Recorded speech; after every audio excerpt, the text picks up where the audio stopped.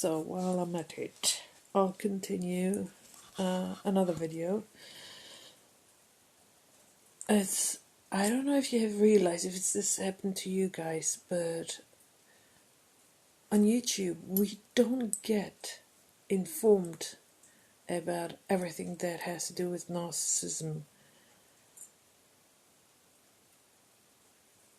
They're like concentrated on specific people, and to show you on the sidebar where you might like kind of bar. It's always the same people, okay, and every now and then, I mean, it's only going through videos of people that I don't know,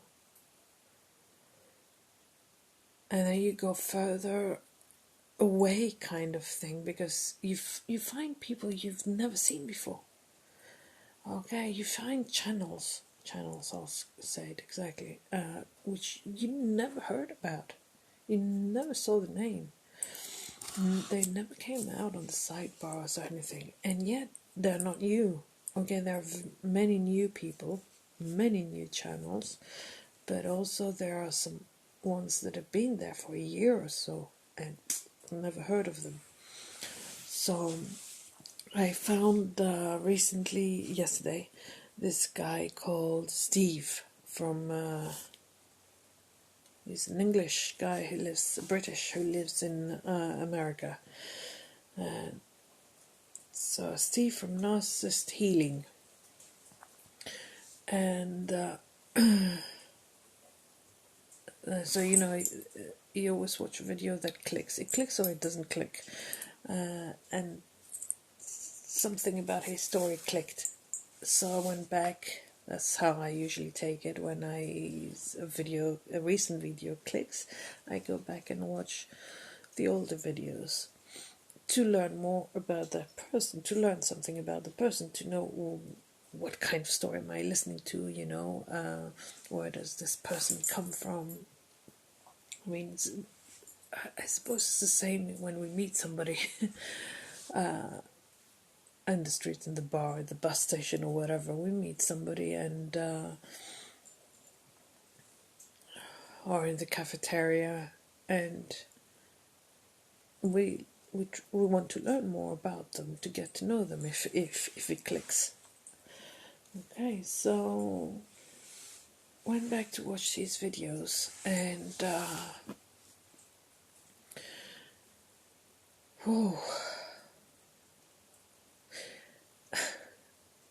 I'm not going to send myself flowers here. This is a French expression.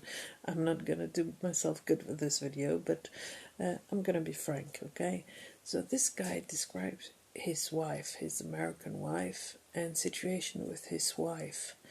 And by the fifth video, I was like, oh, fuck. She sounds like me.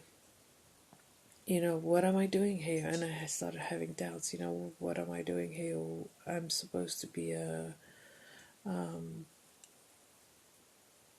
person who's suffered from narcissism, and this guy is talking about his wife, who is a narcissist, and I have so many things in common with this person, things, of course, that I don't like, things that I have changed over the years because they were making me unhappy and they were making other people unhappy.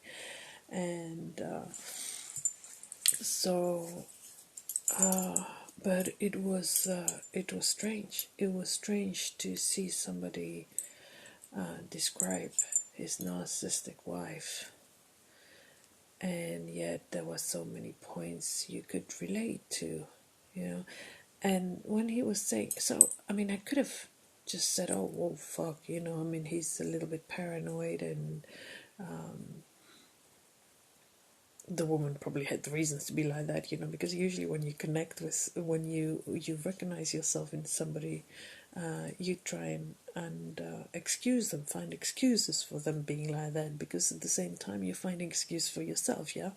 So I was kind of feeling like when he was saying that she was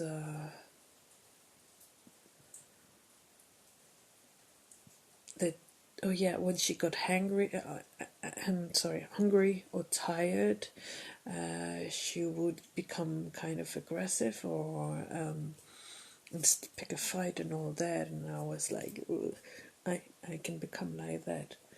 Not anymore, but and I don't know how I control that. I don't know how I fix that, but maybe by realizing that I was doing it. But when I first met with my husband, and he would be when I start trembling, because I suddenly, it's like my blood, my sugar, the levels of sugar in my body, they just go up and down. I don't know about that, but and suddenly I start trembling, and I need to eat. So it's like a monster in me. My husband says, "Oh my God, the monster in you is waking up," you know.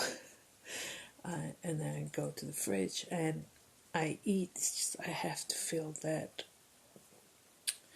emptiness. It feels, give myself strength. I need to take strength, but I don't know what I'm taking strength with, and nothing is making me feel better. So I can go from yogurt to peanut butter sandwich, and then to cucumbers and salty, sweet, sour. I jump from one thing to other. A packet of chips, and I will eat, just stuff myself. And if I don't have anything to eat in the house at that moment, I go crazy. I can become, I will not say aggressive, but I start shouting and complaining, and why there's nothing to eat in this house, and so I used to become very, very weird when that happened to my body. When I started being hungry, when I was tired too. If I can, yeah, I'd say that I used to. When I was tired, also I would be I could become a real bitch. Anyway, so when this guy, when Steve described his wife, I think it was in the second video,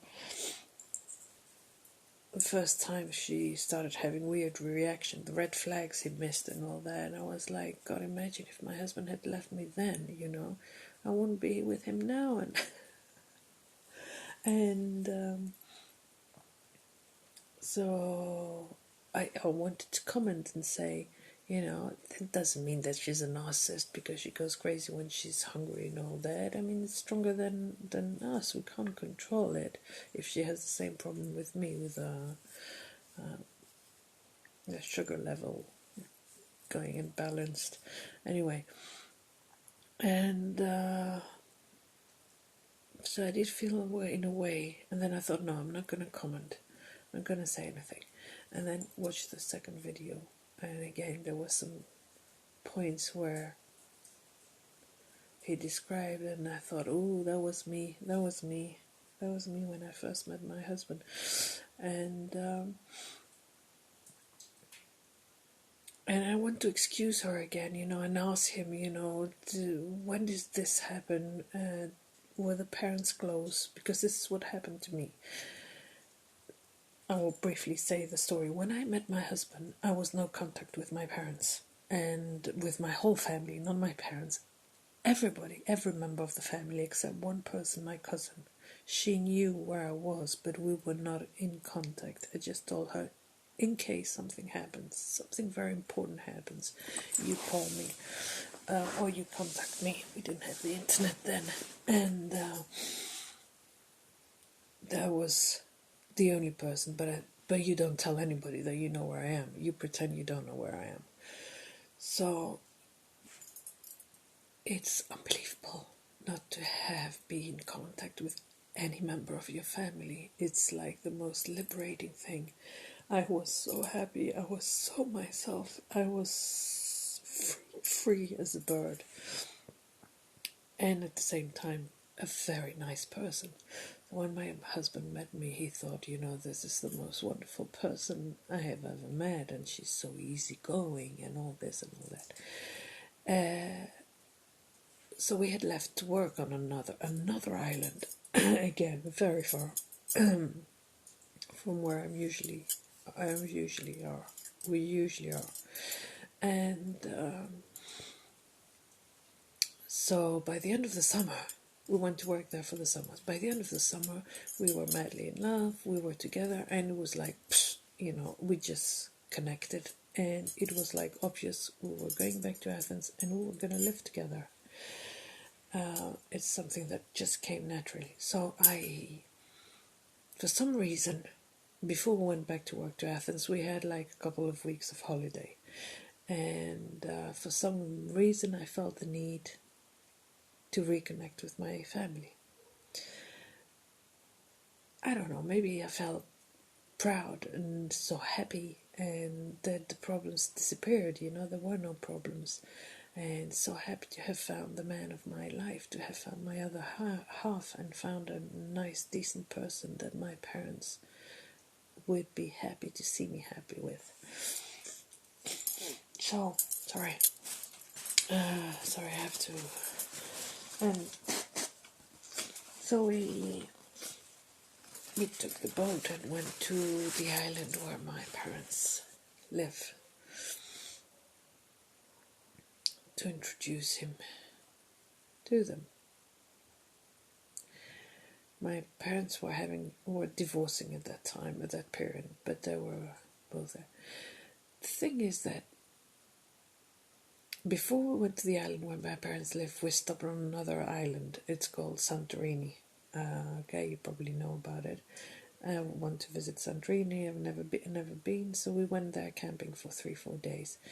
And this is the place we had our first fight. And when I'm talking about fight, my husband still remembers that he reached out to touch me, and it's like electricity went through us. When we touched, it was like think of electricity shot, and he found that weird. After that, when we talk about it, later, the years later, he would tell me that, and he said, I remember that already on the boat you were becoming weird, you were becoming different, and more stressed and more anxious, and you were kind of aggressive at some points and all that.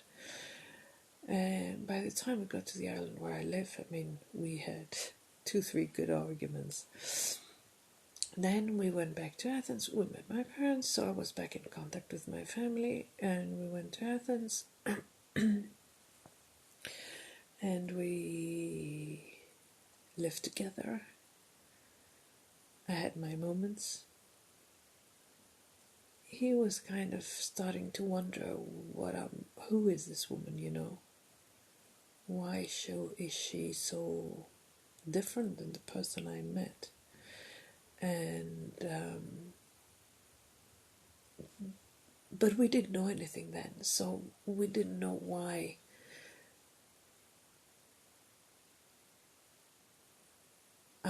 I changed. We didn't know that it was the vibes I got from my family, from being close to my family, that made me the way I was, and it was getting gradually worse and worse. Come to think about it, if that had happened now, with information we have and all that, my husband could have been very easily on YouTube making videos about his narcissistic wife and the red flags he missed out on, he didn't see. Yeah, come to think about it. I'm describing you a narcissist now, aren't I? It was love bombing. You could say I was love bombing him, and which I was not. I was natural. I was me. I was free. I was happy. I was feeling nice. I was feeling myself. I was being myself when I met my husband. But taking it from another perspective, you could say that I was love bombing him, and then I become strange. And then when we moved in together, I was becoming more of myself, which is not like that. I was becoming that person that my parents made me. I was like becoming that person that when around my parents I was okay. And I think the third year I got pregnant, and he was so nice with me. My husband was very nice with me. I mean, I had the best pregnancy ever. He was massaging my feet daily, really taking care of me. He was kind of, come to think about it, like a person who is with a narcissist, hoping, trying to make the other person feel nice, the narcissist feel nice, so that they get back that nice feeling they had when they were with them. I mean, I can totally take the narcissist person and put me into that, role. I can totally. And put my husband in the role of the victim of a narcissistic relationship. Totally. It would match. But I was gone crazy. I was gone crazy. I cannot. I was nice one moment, and then I would go totally abusive. I mean, I can only call this abusive. When you shout at somebody and you treat them like they're a child, because they didn't do this right, because they didn't do that right, and complaining, and why, and this and that. Yeah. And so, Steve, you helped me a lot to remember again, because I kind of knew, but what a bad person I was at the beginning of my marriage, with my husband, not at the beginning, after a little while. And I was a very miserable person, and only 10 years later did I started to go to therapy and fix it, and try and fix who I am, and why am I like this, and why am I behaving like this, why I am an unhappy, aggressive person constantly. So yeah, it did a lot of good to remember that. I kind of feel in love with my husband again, I'm always in love with my husband, but I kind of feel like, how can I say? You feel sorry, you feel sorry. I'm sorry. I want to apologize. I want to make up for what I did to him. Now I look at him. He's sleeping, and I automatically go and stroke, his head and kiss him under the thing. And I'm not saying it out loud. He's gonna think I'm crazy again. But I feel like, I'm sorry and thank you for being near me towards my husband. That's how I feel. And so anyway, I was a real pain in the butt. And my husband was kind of lost. I mean, when we were fine, he was so happy. And when we're not fine, he was not really showing it. He was putting up with it, though. He was putting up with it. And he was worried. And he was worried that I would never become the person he met again. But then we had a child, and then he thought she will probably change with the child, which I did for a couple of years. I always do. When I'm pregnant and when I have a baby, I'm like a different person. And all 3 pregnancies, I'm so loving and giving and caring and all that. And this lasts for about 3 years, and then I go back in my own cave. So I got to a point where my husband was kind of abusing alcohol, pot, anything that passed his way, to get out of that everything. And it didn't help when we were closer to my mother, because he would see who I was turning into, you know? You know what I mean? He would see, oh, I'm the monster and my wife is becoming like that, and this is how she's going to be in a few years.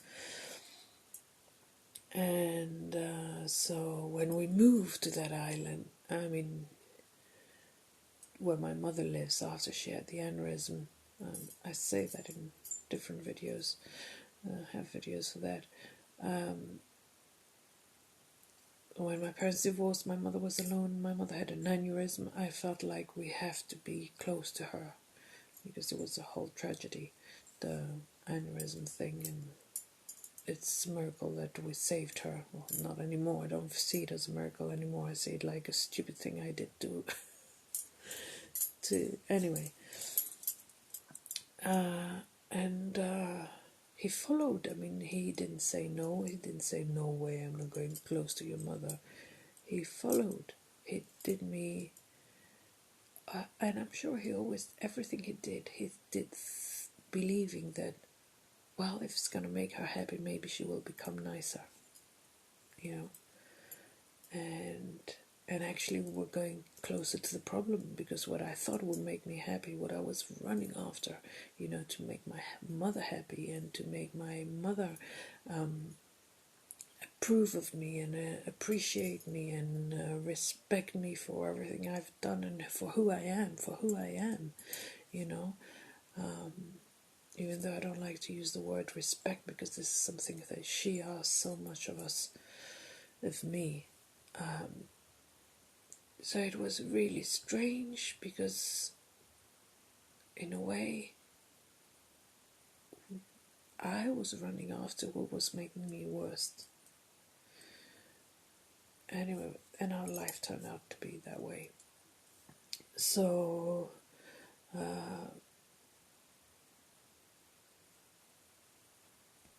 I'm sure that if I stayed no contact from my family and continued with my life with my husband, we would have been two totally different people. I would have been, and he would have been. He would have not been, fallen for the drug smokes, alcohol thing, and I would not have become a hysterical mad woman.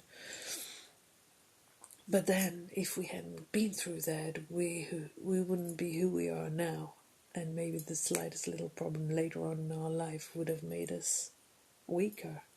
So I don't know. I believe that everything happens for a reason in life, and everything takes. Everything happens at the right time, for the right reasons. So yes, Steve, thank you for taking me back and making me remember what an awful person I was becoming, and suddenly realize that my husband could be like you now, making videos about me, you know, if we were back then.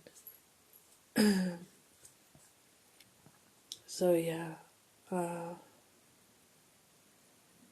my question now, of course, is that, was I a narcissist, or like